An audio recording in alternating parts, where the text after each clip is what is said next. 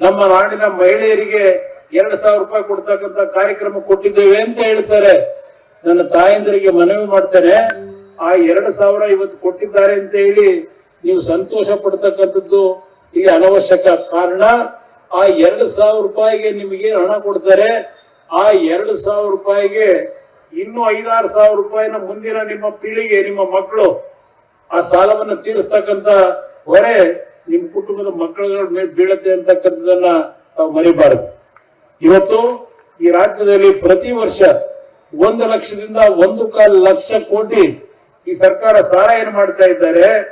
ಇವತ್ತು ಮಾರ್ಚ್ 31ನೇ ತಾರೀಕಿನವರೆಗೆ ಈ ಸರ್ಕಾರದಲ್ಲಿ ಸಿದ್ದರಾಮಯ್ಯವರು ಕೊಟ್ಟಿರ್ತಕ್ಕಂಥ ಕೊಡುಗೆ 8,17,000 ಕೋಟಿ ಸಾಲವನ್ನ ಈ ಸರ್ಕಾರ ಮಾಡಿದೆ.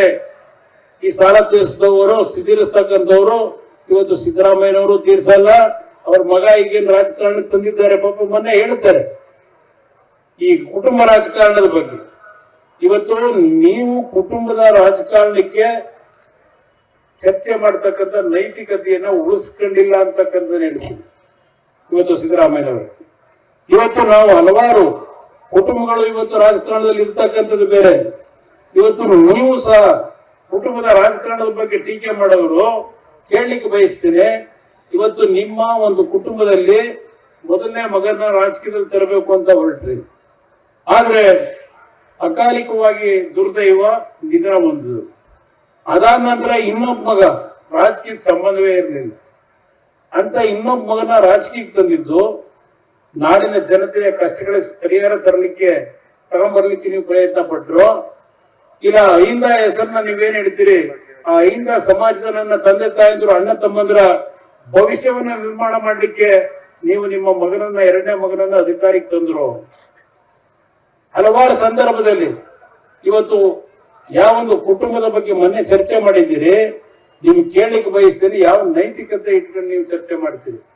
ಹಲವಾರು ವಿಷಯಗಳಲ್ಲಿ, ಟ್ರಾನ್ಸ್ಫರ್ಗಳಲ್ಲಿ ನಿಮ್ಮ ಮಗ ಅಪ್ಪಯ್ಯ ಅಂತ ನಿಮ್ ಜೊತೆ ಚರ್ಚೆ ಮಾಡೋದಲ್ಲ ಪ್ರೀತಿಯಿಂದ, ಇದೆಲ್ಲ ನಮ್ಮ ರಾಜ್ಯದ ಜನತೆ ಕಂಡಿದ್ದಾರೆ. ಆ ಹಿನ್ನೆಲೆಯಲ್ಲಿ ಇವತ್ತು ನಿಮ್ಮಲ್ಲಿ ಕೈ ಜೋಡಿಸಿ ಮನವಿ ಮಾಡ್ತೀನಿ, ಇವರು ಯಾವುದೇ ರೀತಿಯ ಅಹಿಂದ ಸಮಾಜಗಳನ್ನು ಉದ್ಧಾರ ಮಾಡತಕ್ಕಂಥ ನಾಯಕರಲ್ಲ. ಇವರ ಅಧಿಕಾರದ ಕುರ್ಚಿ ಅಲಗಾಡಕ್ ಶುರುವಾದಾಗ ಅಹಿಂದ ಅಂತಕ್ಕಂಥ ಭಜನೆ ಮಾಡ್ತಾರೆ. ಅದಾದ ನಂತರ ಅಹಿಂದ ಎಲ್ಲ ಇವರು ಭದ್ರವಾಗಿ ಮುಖ್ಯಮಂತ್ರಿಗಿರಿನಲ್ಲಿ ಇವರ ಆಟಾಟೋಪಗಳು ನಡೀತಾ ಇರತಕ್ಕಂಥ ಆ ಹಿನ್ನೆಲೆಯಲ್ಲಿ ಇವತ್ತು ಬಾಗಲಕೋಟೆಯ ಮಹಾಜನತೆಗೆ ಒಬ್ಬ ಅತ್ಯುತ್ತಮವಾದ ಶಿಕ್ಷಣ ತಜ್ಞರು ನಮ್ಮ ಚಿರಂತಿ ಭಟ್ರವರು ಇವತ್ತು ಈ ಒಂದು ಭಾಗದ ಜನರಿಗೆ, ಹಲವಾರು ಕುಟುಂಬಗಳ ಮಕ್ಕಳಿಗೆ ಇವತ್ತು ವಿದ್ಯೆಯನ್ನ ಕೊಟ್ಟು ಆ ಕುಟುಂಬಗಳ ಒಂದು ಬದುಕಿಗೆ ದಾರಿಯನ್ನ ಮಾಡಿಕೊಟ್ಟಿರ್ತಕ್ಕಂಥ ಒಬ್ಬ ಶಿಕ್ಷಣ ತಜ್ಞ ಇವತ್ತು ನಮ್ಮ ಚಿರಂತಿ ಭಟ್ ಅವರೇನಿದ್ದಾರೆ. ಈ ಭಾಗದಲ್ಲಿ ಅವರು ಕೊಟ್ಟಂತ ಕೊಡುಗೆ ಅಪಾರ ಅಂತಕ್ಕಂಥದ್ದು ನಾನು ಈ ಸಂದರ್ಭದಲ್ಲಿ ಹೇಳಲಿಕ್ಕೆ ಬಯಸ್ತೇನೆ. ದಯವಿಟ್ಟು ಈ ಚುನಾವಣೆಯಲ್ಲಿ ಅವರನ್ನ ತಾವು ಆಯ್ಕೆ ಮಾಡೋದ್ರ ಮುಖಾಂತರ ಈ ರಾಜ್ಯದಲ್ಲಿ ಯಾವೊಂದು ಲೂಟಿ ನಡೀತಾ ಇದೆ, ಆ ಲೂಟಿ ಬಗ್ಗೆ ಹೇಳ್ತಕ್ಕಂಥದ್ದು ಅರ್ಥವೇ ಇಲ್ಲ. ಇವತ್ತು ವಾಲ್ಮೀಕಿ ಅಭಿವೃದ್ಧಿ ನಿಗಮ 87 ಕೋಟಿ ಹಣ ಲೂಟಿ ಆಗಿರತಕ್ಕಂಥದ್ದನ್ನ ರಾಜ್ಯದ ಮುಖ್ಯಮಂತ್ರಿಗಳೇ ಒಪ್ಕೊಂಡಿದ್ದಾರೆ. ಯಾವ ಅಹಿಂದ ಹೆಸರನ್ನ ಹೇಳ್ತಾರೆ, ಆ ಅಹಿಂದ ವರ್ಗದ ಜನರಿಗೆ ಇವತ್ತು ಆರ್ಥಿಕ ಶಕ್ತಿಯನ್ನು ತುಂಬತಕ್ಕಂಥ ಆ ಯೋಜನೆಯ ಹಣವನ್ನ ಲೂಟಿ ಮಾಡಿ ಯಾರಿಗೆ ಇವತ್ತು ನೀವು ಅದ ಒಂದು ಶಿಕ್ಷೆಯನ್ನ ಕೊಡ್ತಕ್ಕಂಥ ಕೆಲಸ ಮಾಡಿದ್ರಿ. ಇದೆಲ್ಲ ಹೇಳಲಿಕ್ಕೆ ಹೋದ್ರೆ ಬಹಳ ದೊಡ್ಡ ಮಟ್ಟದಲ್ಲಿ ಚರ್ಚೆ ಮಾಡ್ಬೇಕಾಗ್ತದೆ. ಆದ್ರೆ ಅವ್ರ ಮಾತುಗಳಿಗೆ ತಾವು ಬೆಲೆ ಕೊಡಬೇಡಿ. ಅವ್ರು ಏನಾದ್ರು ನಿಜಕ್ಕೂ ಒಳ್ಳೆಯ ಕೆಲಸ ಮಾಡಿದ್ರೆ 5-6 ದಿವಸ ಈ ಒಂದು ಬಿಸಿಲಲ್ಲಿ ಬೆಳಕಿಂದ ರಾತ್ರಿವರೆಗೆ ನಿಮ್ಮ ಒಂದು ಹಿಂದುಗಡೆ ಹಿಂಬಾಲಿಕರನ್ನ ಇಲ್ಲಿ ಕರ್ಕೊಂಡ್ಬಂದು ಇಷ್ಟೆಲ್ಲ ಕಷ್ಟಪಡಬೇಕಾಗಿರ್ಲಿಲ್ಲ. ಈ ವಿಧಾನಸೌಧ ಏರ್ ಕಂಡೀಷನ್ ರೂಮ್ ನಲ್ಲಿ ಕೂತು ಅಭ್ಯರ್ಥಿ ನಿಲ್ಲಿಸಿ ಚುನಾವಣೆ ಗೆಲ್ಲಬಹುದಾಗಿ.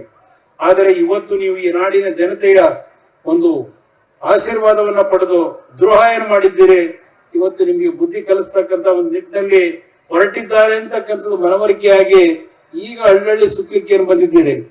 ನಾನು ಈ ಒಂದು ಬಾಗಲಕೋಟೆಯ ಮಹಾಜನತೆಯಲ್ಲಿ ಮನವಿ ಮಾಡ್ತೇನೆ, ಈ ರಾಜ್ಯ ಅತ್ಯಂತ ಸುಭಿಕ್ಷವಾದಂತ, ಅತ್ಯಂತ ಉತ್ತಮವಾದ ಆಡಳಿತವನ್ನು ಕೊಟ್ಟಿರ್ತಕ್ಕಂಥ ರಾಜ್ಯ ಇದೆ. ಈ ರಾಜ್ಯದ ಗೌರವವನ್ನು ಹಾಳು ಮಾಡ್ತಕ್ಕಂಥ ಕೆಲಸ ಈ ಸರ್ಕಾರದಲ್ಲಿ ನಡೀತಾ ಇದೆ. ನಿಮ್ಮಲ್ಲಿ ಕೈ ಜೋಡಿಸಿ ನಾನು ಕಳಕಳಿಯ ಮನವಿ ಮಾಡ್ತೇನೆ. ಈ ಚುನಾವಣೆಯಲ್ಲಿ ಯಾವುದೇ ರೀತಿಯ ಅವರ ಪ್ರಭಾವಕ್ಕೆ ಒಳಗಾಗದೆ ಚಿರಂತಿ ಭಟ್ ಅವರನ್ನ ಆಯ್ಕೆ ಮಾಡಿ ಈ ಭಾಗದಲ್ಲಿ ಒಂದು ಉತ್ತಮವಾದಂತಹ ನಿಮ್ಮ ಪರವಾದ ಧ್ವನಿಯಾಗಿ ಕೆಲಸ ಮಾಡ್ಲಿಕ್ಕೆ ಅವ್ರನ್ನ ಆಶೀರ್ವಾದ ಮಾಡಿ ಅಂತಕ್ಕಂಥ ಮನವಿಯನ್ನು ಸಲ್ಲಿಸಿ ನಿಮ್ಮೆಲ್ಲರಿಗೆ ಒಂದ್ಸಿ ನನ್ನ ಎರಡು ಮಾತುಗಳನ್ನು ಮುಗಿಸ್ತೇನೆ. ಜೈ ಕರ್ನಾಟಕ.